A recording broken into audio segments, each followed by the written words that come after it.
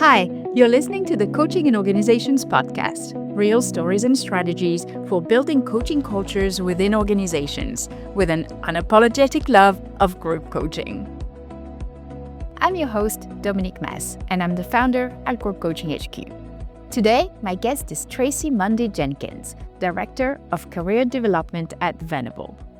Traci joined our group coaching certification program back in the spring of 2023, and I've been following her adventures ever since. As she started implementing group coaching programs at the firm, I am in awe of the intentionality she puts into this work.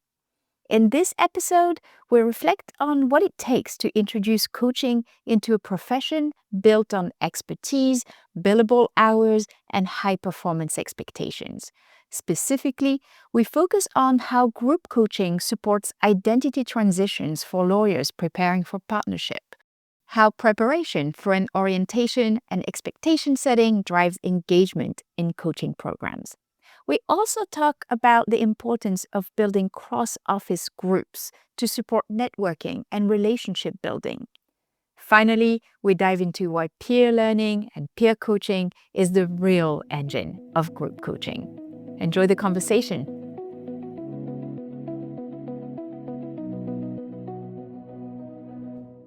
Hi, Traci. Welcome to the Coaching in Organizations podcast. Thank you for having me. I'm very excited.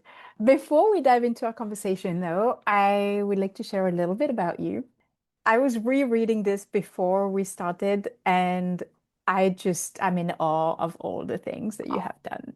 You're a certified group coach, and you're the Director of Career Development at Venable, where you created a program for approximately 300 associates to support their career progression.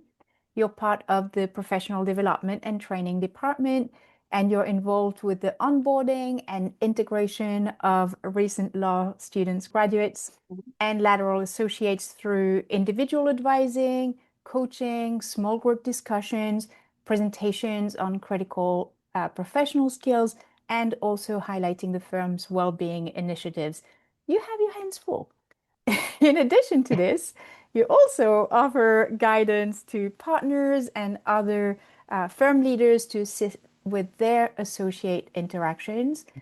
And I love that you have this thing about education too, because prior to returning to Venable in 2018, where you had actually started your legal practice as a commercial litigation associate, you were the Assistant Dean for Career and Professional Development at American University Washington College of Law. So I love that, because there you were working with law students and alumni on all aspects of their career advancement. And you are also a co-founder and managing partner at a legal recruiting and consulting company. You're also a former president and board member of the National Association for Law Placement, and you've held leadership positions in other professional community and organizations. Because of all this amazing work, you're a frequent speaker on a variety of career and professional development topics. So I am so happy to have you here. Thank you, Dom. If you wouldn't mind sharing a little bit about your origin story, how did you get into coaching? Yes. And I think everything you touched on has a common theme, which is I just enjoy engaging and interacting with people. And so I did that on the law school level with our law students, with alumni. I do it now on the associate level primarily, but also with our counsel. And it's just been wonderful to hear their stories, help them think about, are there different ways that they could approach what they're doing? Certainly, if they have challenges, helping them to just sort of get out of their own way. They know the answers a lot of the time. So I figured that coaching just adds this other layer to everything that I was doing, to the engagement, to the listening, and really just gave me some very tangible tools that I could use that could be helpful as I'm interacting with them. And I also work with pre-law students, those outside of the legal industry. It's just coaching is just such a nice way to have that type of interaction. So even from the little I know you, I can recognize that joy for being in community and for supporting others. As you are leading the coaching and developing the coaching culture at Venable, would you share a little bit about that, about what that looks like and how actually your experience has informed the development of this coaching culture? So, this position that I hold now is the first time they've ever had someone who was really focused as initially an internal advisor and now both an advisor and a coach. And I feel like that really is a testament to Venable and coaching culture because Mhm. it understands the importance of really using those skills to help individuals progress. If they're progressing well, if they're doing good work, it's going to benefit the firm. And so at the end of the day, having someone in my place that is really there primarily to support our associates is just a great development tool. And when I started in this position, you noted 8 years ago, there weren't too many internal advisors. And if they Mhm. were in place, a lot of them focused on outplacement. So the transition if an associate was leaving. And I feel this support is different from that. Now, certainly there may be associates we know that being at a big law firm, some associates, it's just not the environment for them at certain points in their lives. So I do help them if they're interested in that transition, but my primary responsibility is to make sure that they are progressing the way they want, they're using their skills, they're able to have those internal connections. And so Venable, I think, fostered that through my position, but also our managers. In fact, we have what we call a manager summit going on tomorrow and also today. And they've had several coaching programs that really help the managers make sure that their teams, individuals on their teams, are really functioning in a way that Mm. makes everyone more effective. I think one of the things that we often think of coaching cultures is like how many coaches are there? What are the number of programs running? But really, the coaching culture is measured in behaviors and how many people are using coaching skills day to day. Are these managers supporting the growth of their people, or are they always telling them what to do? I think that's what makes a coaching culture. So what you share is music to my ears. I totally agree with that. It is, those tools are so valuable. And if you use them correctly, you really can gain better insight into what your team members are thinking, and also how can they work together or even independently to Yeah. achieve the goals that you set out for your department. I think that's something that a lot of internal coaches are dealing with. We talked a little bit about the spectrum between advising and coaching before, Mhm. and I'm curious what your take on it is and how this distinction impacts the way that you end up designing coaching programs in the organization. There are some times when associates just need the answer. I'm a resource, they need the answer. I try to give them the answer. And so that is pure advising. There are other times when it's a hybrid. So they'll share something with me, we'll delve a little deeper. I'm listening, I'm asking them questions so they can be self reflective. But then maybe in the middle of the conversation, there's another question. And so that's not a true coaching Yeah. relationship. So those experiences have really helped me when I do have that true coaching relationship to really be intentional about it. So, really having that conversation about this is what coaching is, Mm. this is what it isn't. Here's sort of the role that a coach plays, here's the role that a coachee plays or a client plays. And let's agree on how we want to interact. What will this look like? So, even though confidentiality for me, it covers advising and coaching and the hybrid model, Mhm, mhm. it's still very important to get all of those dimensions agreed upon when you're in that coaching relationship. So I feel like the hybrid, the advising coaching has informed my need to be very clear about, okay, but this is going to be our coaching arrangement.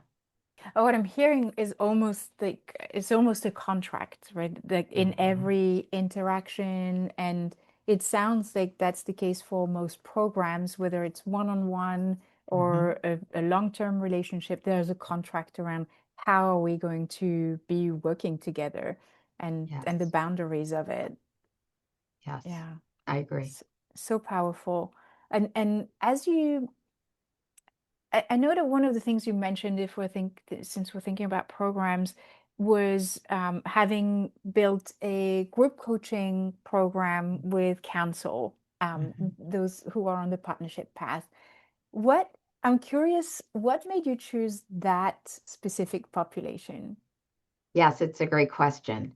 So I had to look at this realistically. This would be an add-on to what I do normally, which is onboarding, meeting with our group of new associates, meeting throughout the year with lateral associates, checking in with them. So there are a lot of other components that I do, but this particular group, every year we have a group elevated from associate to counsel.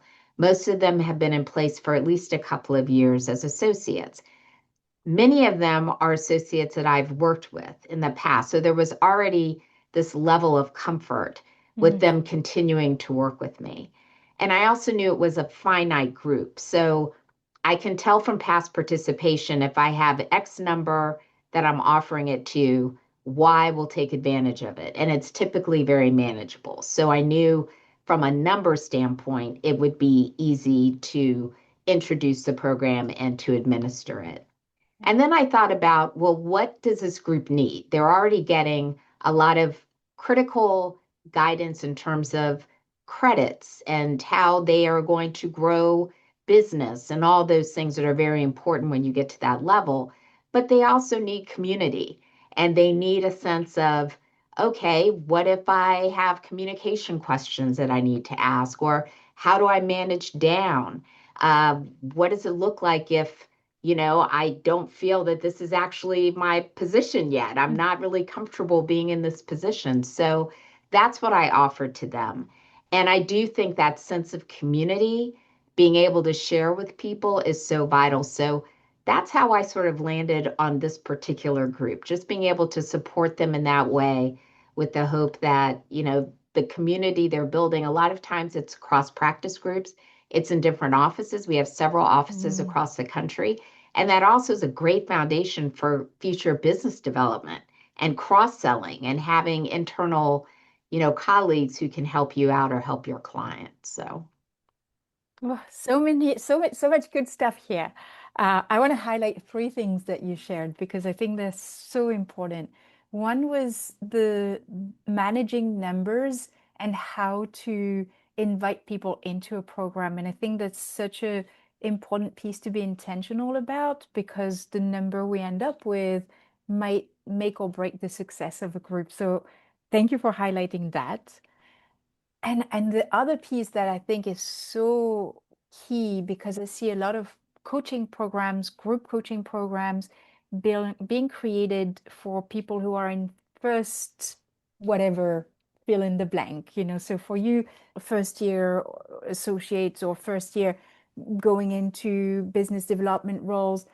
And what I heard from you is that stepping into a new identity and that can be really hard. So it's a new role, but essentially it's being asked to be a new person almost. And so having a group of people, having the community that is going to be supportive is so important. And the last piece that also I think is so important as people are thinking about developing and designing group programs is the diversity from bringing people from different offices, different cross practices, and the value in creating these relationships early on. Can you tell us a little more if you have already seen the impact of this value of connecting people early on in this new role?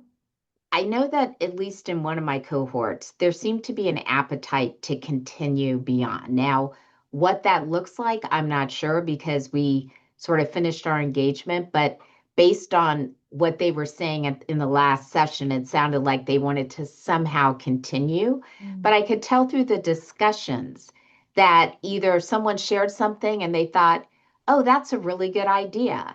that's great. I didn't realize you do that. I do this. So they were actually able in the conversations to learn more about each other. So I don't have any tangible data about, and this cohort was able Yep. to cultivate these 5 clients, but I could tell in many of the sessions that they were understanding that, oh, now this is another resource or another person that I can reach out to later if necessary. Could you actually walk us through your current design in practical terms? Mhm. So how do you, for this cohort, for example, or current cohort, how do you structure the arc of sessions? Any themes that you bring up? What's a non-negotiable for you? So the first thing I have to think about is how am I going to get these counsel interested in Mm. this program? So I craft outreach that is pretty simple. It's an email to the group, and I walk through a couple of different areas. So what is coaching? For those who have never had it, what is group coaching? What will we discuss? Like, what are the topics? So I try to pull on some examples, but I make it clear that the group is going to determine what's most important to them. What is the time commitment? A very important question because, again, in my work, in their work, in our firm, time is money. I mean, you're there to bill time. So if you're in a group coaching session, obviously that's not billable time. So we have to really think about that. I also mentioned that in addition to the discussion, there could be homework, there could be pre-work, but I sort of put it in quotes so they know it's nothing too time consuming, but I do want them to reflect in some cases. And then the next step is for us to have individual pre-meetings just to talk about what do you want to get out of it? What is your motivation? What are your expectations? Because again, we need to make sure that there are people in this group that, at least from an initial standpoint, understand what it is that they're going to be doing. And so we have those pre-meetings. And then once the group, I usually my groups are 4 to 6 people typically is the number. And then we have meetings about, well, what will this look like? How will we engage? Let's have agreements.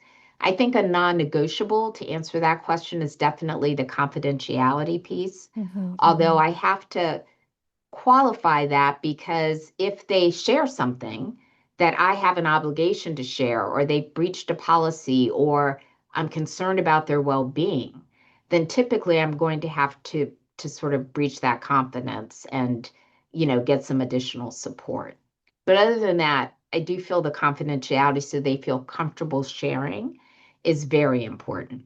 Then we go through into your question about what does it look like once we have that discussion and we know what the issues are that are important to them, then I try to sort of put them in a natural order, put like an agenda together to make sure that we cover certain things. But yes, I try from what they discuss to put together programs. And our segments are typically an hour for 6 months. That's our engagement once a month.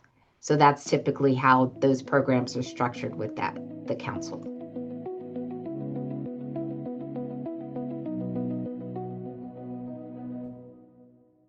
Quick pause, because if you're responsible for scaling coaching across regions or business units, this is for you.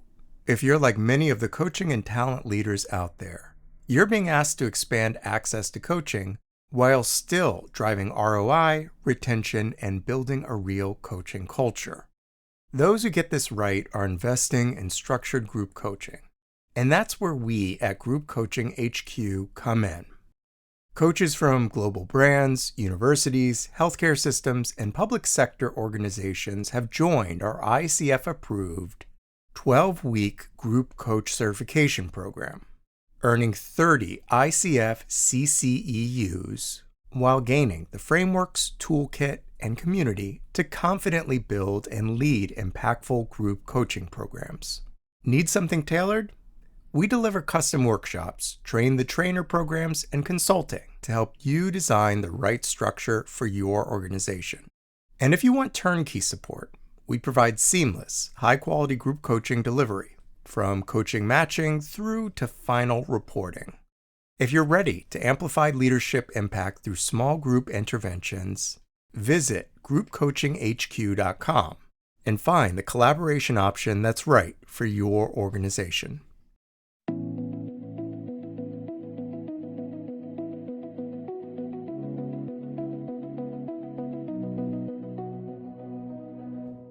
One of the things that I heard you share, and I'd love for you to tell us a little bit more about that.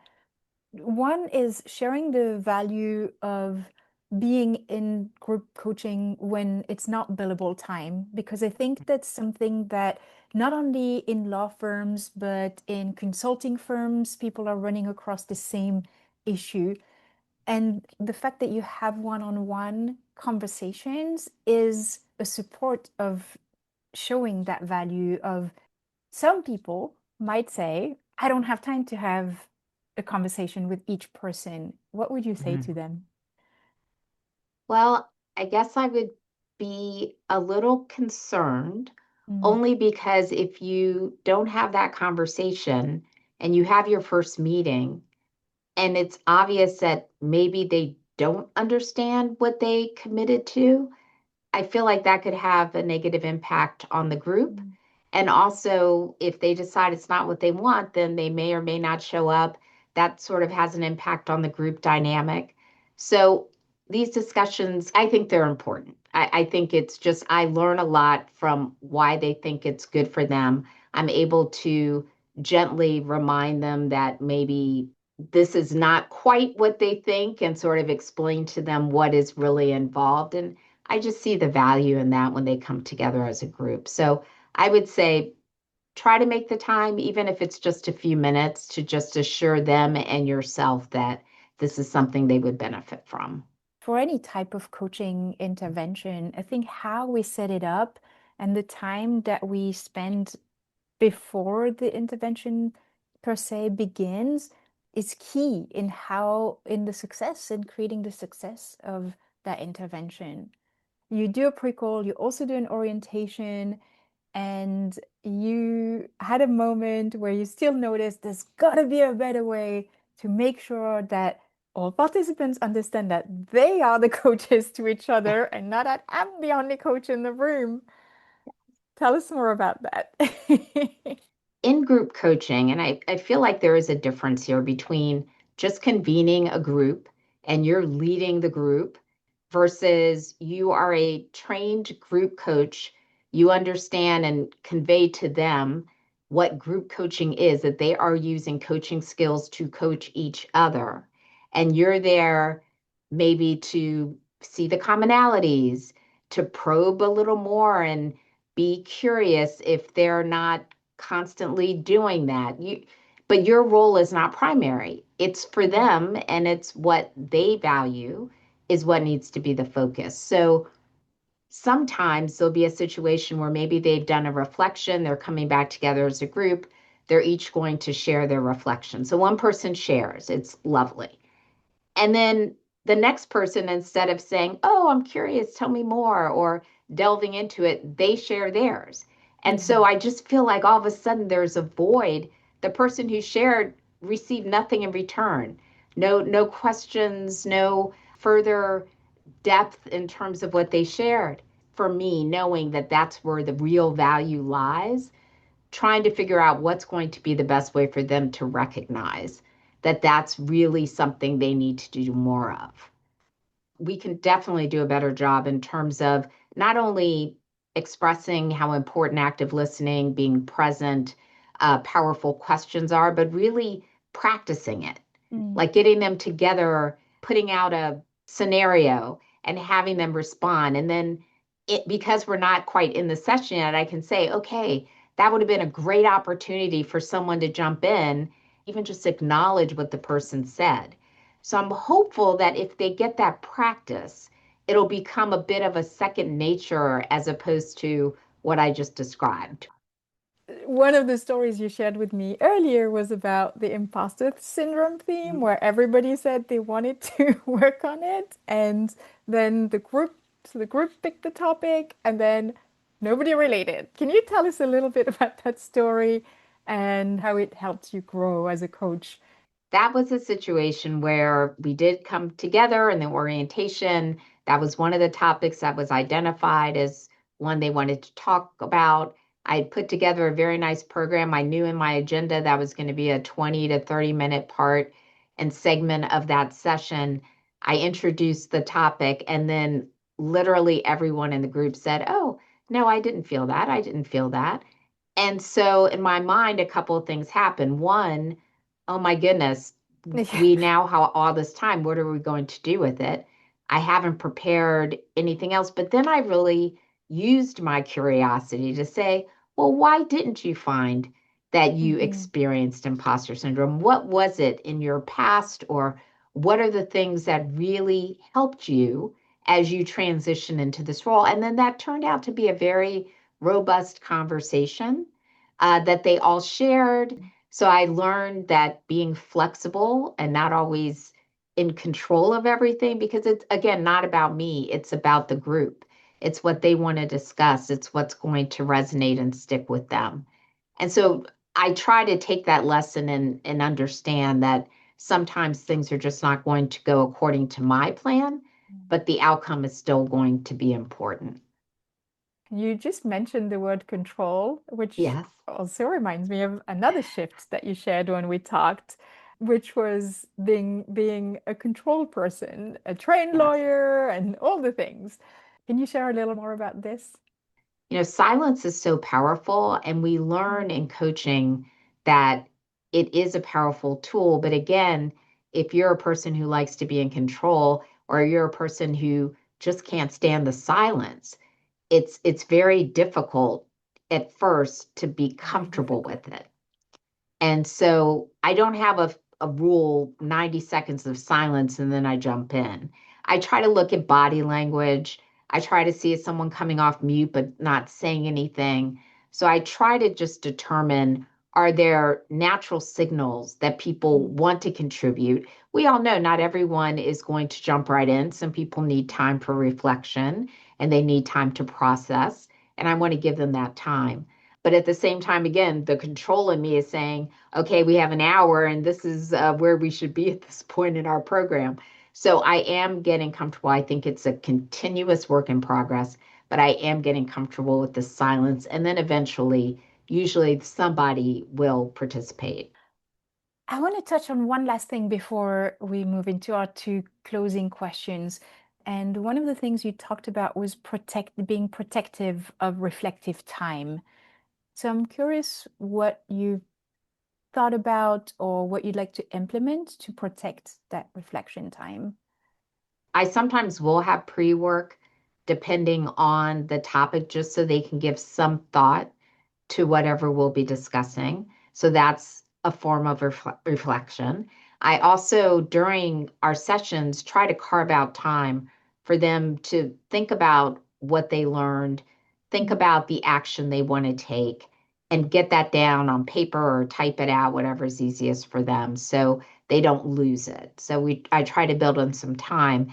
And then one thing I found effective is, let's say we're talking about goals or goal setting, maybe it's session 2 or 3, I encourage them to create them with an accountability check in Mm. before we're done. And that way, hopefully, they are working toward knowing that we're going to revisit what it is that they put down. So that's another way that, and I'll do reminders, during the sessions in between. So that's another thing I try to do. But the reflection piece is important. They are doing that as they are sharing, but I don't know that it's retained. So Yeah. to your point, I try to make sure there's some space for them to incorporate that in before we end our session. The fact that you intentionally design time and space for them to do that is impactful in retaining that learning. And as everybody who's listening is thinking about program design, I really encourage everyone to include that time as well. So we always end this show with two questions. One is a question from a previous guest. And our Okay. previous guest, Michelle, wanted to ask you this question. What's a failure in design or delivery that taught you something that you could not have learned any other way? Yes, that's a really good question. I'll go back to just the time commitment. and knowing that it's so critical to make sure that there's value that they're getting, knowing the dynamics of being an attorney at a large firm and all of that. So I think early on, one of the design failures I had was, trying to time everything out, as I mentioned before, thinking that I could fit things in. And now what I try to do is take a step back and think about the lesson I learned. This is probably too much. If we get through it, great. There'll be some type of backup, there'll be something we can do, but try not to jam so much in to a session that you really don't have that time and flexibility to add reflection and to make sure that there's enough exchange going on with the group and that they are comfortable with the direction. So I guess a failure of design for me early on was, again, just putting too much on the agenda and then finding that I was getting a little concerned that we weren't moving quickly, but that's not the point. Again, it's about the client, it's about the cohort. So I try to take that into consideration when I do the design now. Thank you for sharing that. And Michelle, if you're listening, thank you for the question. Yes. And Traci, our final question for you, which is a question we ask all of our guests. What is your best advice to those who are looking to build the culture or enhance the culture, the coaching culture in their organization? Yes, a few things. As I mentioned previously, coaching for me was just a natural layer and really does allow me to delve deeper and help more. And that's the place where I'm coming from. I think if you see a demonstration, so if you have experienced being coached or you've been involved in coaching training and you know how transformative it can be, I think trying to express that to people who are the decision makers is so important. It could be, bringing in a speaker who talks about the importance of coaching and some of the outcomes. It could be talking to the business professional side of your firm or your other organization to see what is needed in terms of development. Can that be accomplished in the way that it's currently structured, or would a layer of coaching be helpful? So a lot of it is just, what is the coaching value, and being able to demonstrate that in terms of outcomes for, employee performance and how that translates into, a more efficient and effective organization. So that's what I would say, just focusing on the coaching value and some of those important tools that come out of coaching and how that can be helpful. I'm smiling so hard because that's exactly what Michelle in our last episode was talking about, actually measuring the coaching value and the impact of coaching to make the case for support. Yes. So I so appreciate you sharing that. And I'm so grateful for you being a part of this and joining us and saying yes to being on this podcast. Thank you for your generosity and your openness too, because it's not always easy to share our experiences and our mistakes, or if we want to call them that, or our opportunities for learning, if we want to Yes. reframe. But Traci, you mentioned that you are okay with us sharing your details, so we will Yes. share your details in the show notes. So if you would like to reach out to Traci, find the show notes and you'll get her LinkedIn and email address, I believe. Yes. We are so grateful for you being on this podcast. Thank you so much, Traci.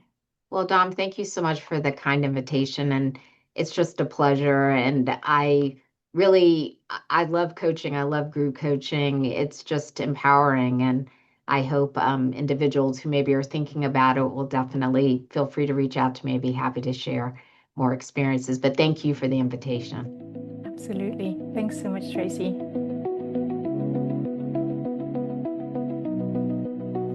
Thanks so much for joining us today. Follow us on LinkedIn, Instagram, and YouTube at Group Coaching HQ. And remember to subscribe to our mailing list for updates and upcoming events. You can find all of the information and links in the show notes. The Coaching in Organizations podcast is brought to you by Group Coaching HQ and is produced and edited by Mark Pagan.